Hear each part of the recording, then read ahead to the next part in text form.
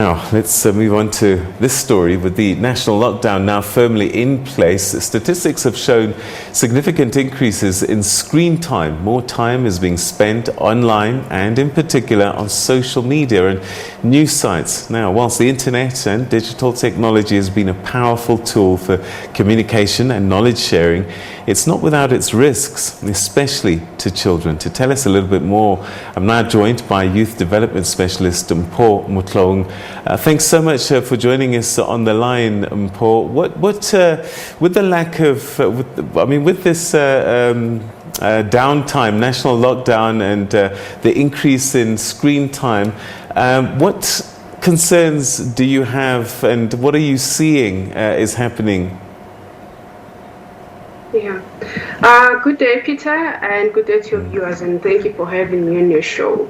So it is true. So what we've seen is that kids are becoming overly exposed to information, and while the world is busy trying to stand together and try to fight COVID-19, kids are being taken over by this pandemic, which is fake news. So what we have seen, and you might ask yourself, what's wrong with being exposed to information? The problem now comes when that information or overexposure to information is fake news, and that now comes with risks in terms of how children behave, in terms of how children react to different things, in terms of how children also respond to difficult situations, be it at school and at home. All right, describe some of these phenomena that can result as a result of being constantly exposed to fake news. Pardon? I said, tell us a little bit more about these things that happen to children that are constantly exposed to fake news. What do we see in our kids? Yeah. So, like I said, the risk now comes when children are overexposed to information, especially because it comes with exposure to fake news. So this can be linked to mental health related problems. So you will see now it causes and leads to unnecessary anxiety, unnecessary stress, and unnecessary panic amongst kids. And the issue also becomes to, like I said before, how kids now learn to react to different things. So you'll find that it also depends where a child is from. So with families where parents are supportive and are aware of what fake news looks like, it becomes easier because they are able to sit with them and be able to tell them that, listen, this is fake news and this is how you respond to fake news or avoid it. But unfortunately, in South Africa, most people are not that literate or not that aware of how to differentiate between fake news. So you find this vicious cycle now of kids taking whatever they get, be it on social media or WhatsApp, all those things, and they inform parents, and then also parents doing the same thing. And then that's where you see now these things such as panic buying, such as avoidance of lockdown policies and rules, because there's that vicious cycle of informing each other of all these fake news or negative news or something like that. But it feeds mostly, because fake news feeds mostly on the vulnerability of children. It then leads to an increased mental health related problems that South Africa really doesn't need, especially around this period.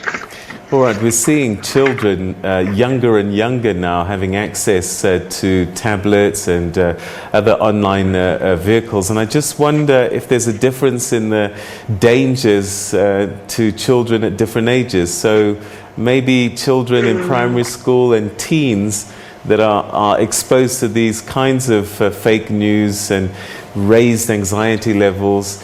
Is there a difference between the age groups? Yeah. So the dangers are there, and you are very correct, Peter. They are different as per the ages. But what we have realized while we work on different campaigns around fake news is that the kids that have easy access on social media, our phones in general, and all of that, become more affected as compared to the younger ones. And this is because the information that is shared becomes easily accessible and can be shared easily amongst them. So I would say kids between the ages of, let's say, 12 and above, those are the ones that suffer the most. The younger ones usually depend on their parents or older ones to share these news. But the dangers at the end of the day, I would say they are almost the same, almost equally, but you'll find that a larger group that is mostly affected are the ones that are teenagers and above. Talking about anxiety and panic, I mean, you know, this could lead, I guess, to depression and maybe even as extreme as self-harm and suicide.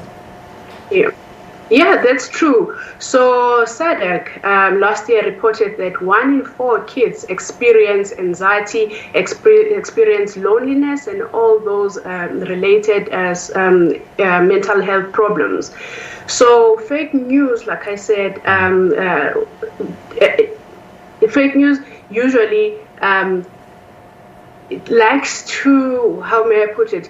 It attacks especially on the vulnerable groups of society, and young people usually get affected by this. So that is where you see now issues around, like you said, depression and unfortunately suicide that we're actually facing. So fake news is one of the things that we need to combat, and hopefully it will decrease the amount of suicides and depression and all other mental health related issues that we see. Let's face it, Peter, the influx of fake news isn't going anywhere anytime soon, if ever. So what is very important in this case is that we need to have parents, we need to have caregivers that know what fake news looks like, and also what are some of the things that you can actually do to combat or educate the young ones around that. All right, and then perhaps finally, what are some of the telltale signs that parents and caregivers can look out for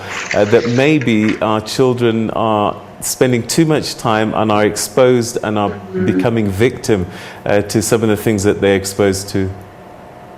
Yeah, so one of the things is when you read an article or when you get that piece of information via WhatsApp, whatever, the language that is used. So most of the times you'll find that on fake news, there's like grammatic problems, errors such as that. So that is one of the things that you can flag. The second thing is that how does it make you feel? So most of the times when you read or you get this piece of information, it makes you really angry or it makes you really, really sad, then you should flag it too to say, is this really fake news? Also, one other thing is the source. So I usually tell young people that if you receive a piece of information, be it on WhatsApp or whatever, go online, try to Google it. If you can find it on more than 3 sources, especially things like SABC or ETV or all of those things, then you know it's real. If it's not, then it's definitely fake news. Also, there are organizations that are doing a lot of work. So in this case, you can ask a pro around this. So there's organizations such as Africa Check, where you can just verify whatever you're getting.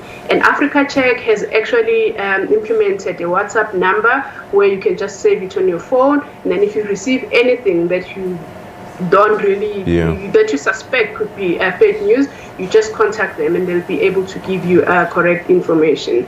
So Peter, like I said, it's actually also on the parents to also stop forwarding everything and anything that they read, and also teach their kids not to do the same. And also if they get anything that's forwarded to them, to ask themselves, is this really true? And also to check before they really believe it or they forward it themselves or anything like that. So there is a lot of work that still needs to be done around combating fake news, and also because the impact that it has on the young ones is really, really very big. So South Africa, the government, and all of us in the youth development space, we need to wake up and start addressing that issue. All right, Mpho Motloung, Youth Development Specialist, thanks so much indeed for your time and your insights on this very important issue. Thanks so much indeed. Thank you.